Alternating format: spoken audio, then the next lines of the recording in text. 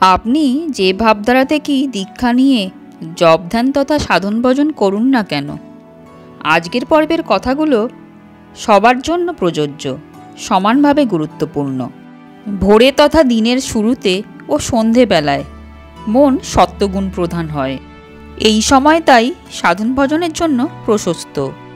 জপ ধ্যানের ফলে মনে যে ভালো সংস্কারের ছাপ পড়ে, মনে যে শান্ত ভাব আসে, সেটা সারাদিনব্যাপী যত বেশি ধরে রাখা যায় ততই আমাদের সারা দিনের কাজ ভালো করে হয়।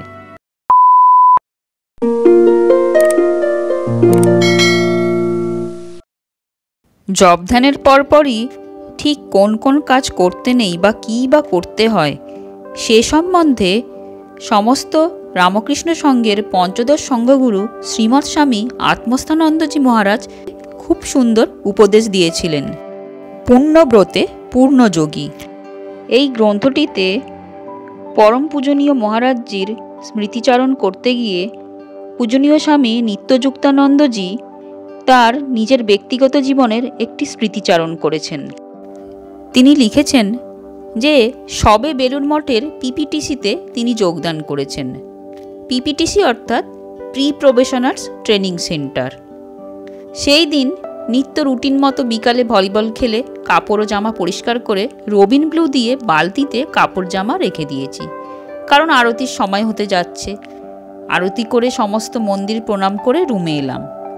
এবার জপ ও ধ্যানের সময়। আসন নিয়ে সবাই জপ ও ধ্যানে বসলেন। আমিও সেই মতো ঠাকুরের সামনে আসন নিয়ে বসলাম। তখন আমার দীক্ষা হয়নি। চোখ বুজে কিছু সময় ধ্যান করলাম। পরে ঠাকুরের ছবির দিকে চেয়ে প্রার্থনা করতে লাগলাম। এইভাবে আধ ঘন্টার পরে মনে পড়ল কাপড় জামা শুকোতে দিতে হবে। আস্তে আস্তে যাতে শব্দ না হয় বারান্দায় গিয়ে কাপড় শুকোতে দিতে যাচ্ছি। হঠাৎ জুতোর শব্দ শুনতে পেলাম। মুখ ফিরিয়ে দেখি পূজনীয় আত্মস্থানন্দজি মহারাজ আসছেন। আমাকে বেশি কিছু না বলে ইশারায় কিছু বললেন। আমি কিছুটা বুঝলাম যে আমাকে এখন এই কাজ করতে নিষেধ করছেন। আমিও বালতিতে কাপড় জামা রেখে দিয়ে রুমে চলে এলাম। আমার তো ভয় ও ভাবনা দুই হতে লাগলো। না জানি কি অন্যায় করেছি। রাত্রে ওনার রুমে নাইট ক্লাস হয়। নাইট ক্লাসে গেলাম, ভাবলাম যাক বাঁচা গেল। পরদিন সকাল 10টায় মনিটর এসে বলল, তুমি তৈরি থেকো, পূজনীয় মহারাজের অফিসে যেতে হবে। এই শুনে চিন্তা ও ভাবনা হতে লাগলো, না জানি কি বলবেন। অফিসে গেলাম, প্রণাম করলাম। বললেন, ওখানে দাঁড়াও, গতকাল রাত্রে বারান্দায় কি করছিলে? আমি বললাম, রবিন ব্লু দিয়ে কাপড় ও জামা রাখা ছিল, শুকোতে দিচ্ছিলাম। মহারাজজি বললেন, কয়েকটি কথা বলছি, মন দিয়ে শোনো। জপ ধ্যানের পর ওইভাবে কোনো কাজ করবে না। জপ ধ্যানের পর বই পড়বে, না হয় বসে মনে মনে ঠাকুরের কথা চিন্তা করবে।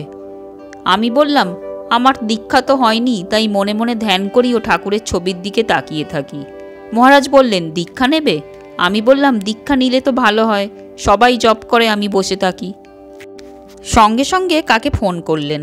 পরে আমাকে বললেন, তুমি প্রেসিডেন্ট মহারাজের কোয়ার্টার্সে গিয়ে গণেশ মহারাজের সঙ্গে দেখা করো। কথা মতো গণেশ মহারাজের সঙ্গে দেখা করে আমার দীক্ষার তারিখ ঠিক করে দিলেন। পূজনীয় মহারাজকে এসে বললাম, আমার দীক্ষার দিন ঠিক হয়ে গেছে। শুনে মহারাজ বললেন, নিজেকে তৈরি করো।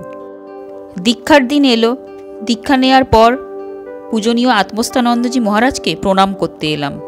বললেন, সমস্ত মন্দির প্রণাম করে দুপুরে খাওয়ার আগে পর্যন্ত পুরাতন মন্দিরে বসে জপ ও ধ্যান করবে।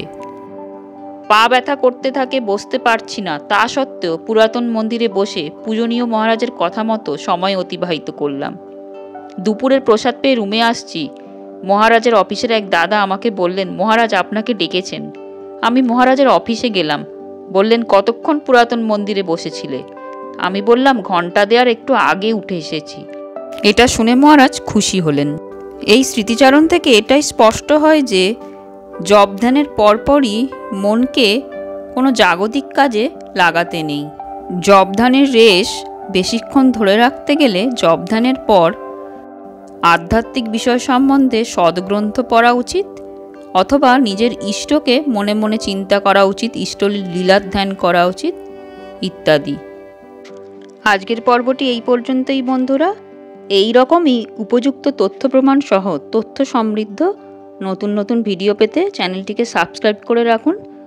আর যারা অলরেডি সাবস্ক্রাইব করে দিয়েছেন তারা স্পিরিচুয়াল ব্রিফিংসের অফিসিয়াল মেম্বার হতে পারেন জয়েন বাটনটি প্রেস করে।